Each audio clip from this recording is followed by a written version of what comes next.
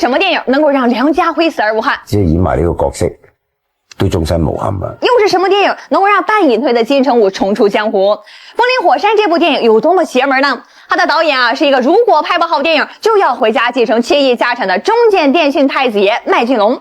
他的卡司集结了金城武、梁家辉、刘青云、古天乐、高圆圆等，一个在今天几乎是不可能完成的神级阵容。然而呢，就是这样一部史诗级的巨制，却成了一个都市传说，整整被隐藏了8年。那所有人都想问那这部电影到底拍了什么吗？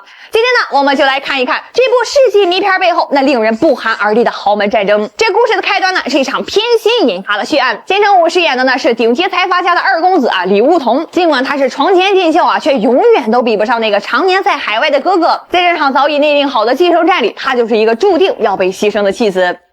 弟弟，我回来不是跟你玩抢凳子，如果我不肯呢？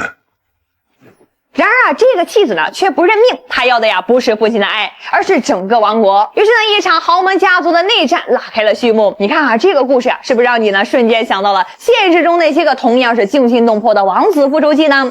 比如这某哈哈集团宗馥莉那场教科书级别的夺权之战，麦浚龙这个真正的富二代，他要拍的那可不是简单的犯罪片，而是他最熟悉的那个隐藏在香槟和雪茄背后的最真实最残酷的人性修罗场。而金城武那张长得就不像穷过的样子的脸来演这个内心阴暗为达目的不择手段的豪门逆子，那简直就是绝配。自己的亲生父亲在医院被卧底警察炸死送上了西天，他利用父亲的死作为和警方谈判的筹码，把自己呢塑造成了一个受害者，一个试图玩禁毒的毒贩集团。以我投降禁毒。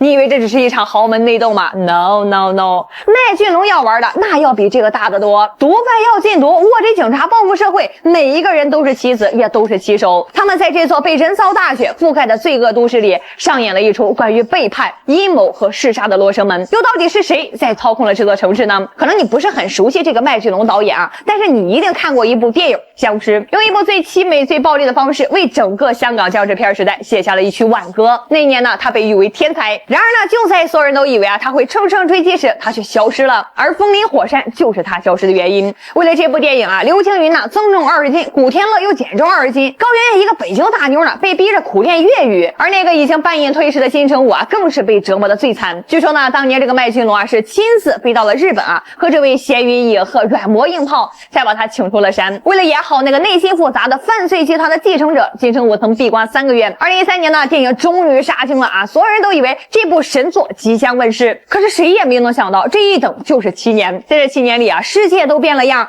为电影配乐的大师坂本龙一不幸离世，让这部电影的配乐成了他的遗作之一。2025年，这部神隐了7年的迷片终于即将在这个11假期和大家见面。